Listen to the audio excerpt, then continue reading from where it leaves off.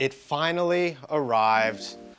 I spec'd something out a couple months back and it finally arrived today. I just got it. I'm gonna take you guys through the unboxing and the first impressions with me. And we're gonna open this thing up, play with it, and see if it was really worth it and it lives up to the hype. So let's get this thing opened.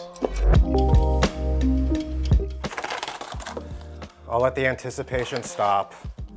MacBook Pro M1 Max.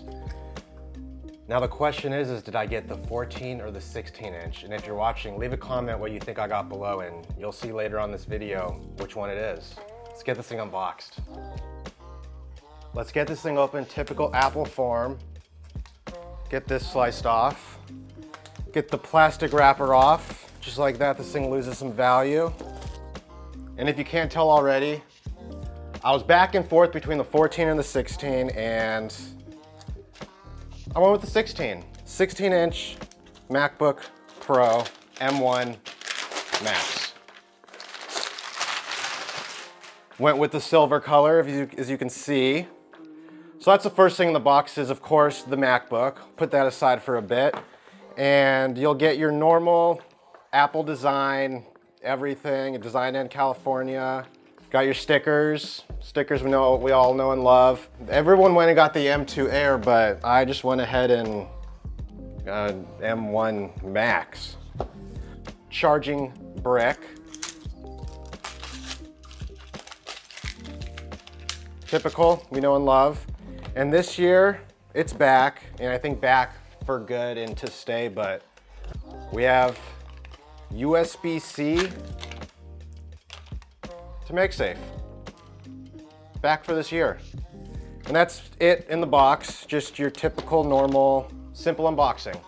So this is a 10-core CPU, 32-core GPU, 32 gigs of unified memory, and a 4 terabyte SSD. So as we take the paper off the screen, it'll reveal the 120 hertz liquid retina XDR display. Setup's always so fun with this thing. Oh, the keyboard it's snappy, I like this. It's smooth. I wanna start this thing from scratch. Because this is my first laptop in a long, long time. I was back and forth between the 14 and the 16, and I ultimately went to 16 because I edit video. Bigger screen means bigger timelines. Bigger timelines means more you can do within Premiere, After Effects, Photoshop, all that stuff. So I thought it was a good idea just to opt in for the bigger screen. I was back and forth, and when in doubt, same with like the iPhone, when you want the bigger one, go with the bigger one. You won't regret it later. You never end up wanting the smaller one. So that's kind of how 16 inches of this MacBook came into play. Between the Pro and the Max, I was Max all the way. I wanted to spec this thing out because I want it to last a while. I want it to last a long time. I want to be able to use it for a long time. I just wanted something smoother and something faster. And from what I've seen watching YouTube and other YouTubers and creators, render times is something that I'm really going to appreciate with this, because my old laptop's render times were outrageous, and faster render times means you can turn out videos faster. It's a productivity tool like most technology is. So like, I'm excited. I'm excited to jump into this thing. I'm excited to edit my first video on this thing. I'm excited to make a thumbnail on this thing. So one of the things I had to pick out was my SSD, and why I went 4 terabytes is because I've been going through SSDs, SanDisk, Samsungs like crazy. And like each 2 terabyte SSD costs about $200. So a $500 upgrade, I think it was something around that, to upgrade this thing to 4 terabytes internal storage, and the storage fills up pretty quick. I mean, one of these YouTube videos is about, after everything, A-roll, B-roll, voiceover, everything, is about 80 to 90 gigs. So it fills up quickly. So I thought having the space in here was the right move to go with. Disclaimer of this video, this is just a setup video. I'm not going over benchmarks. This isn't a full review. This is literally my first impressions, and my first impressions are, I'm liking this thing. I don't know the speeds yet. I don't know how quick it is. In and out of apps seems pretty quick.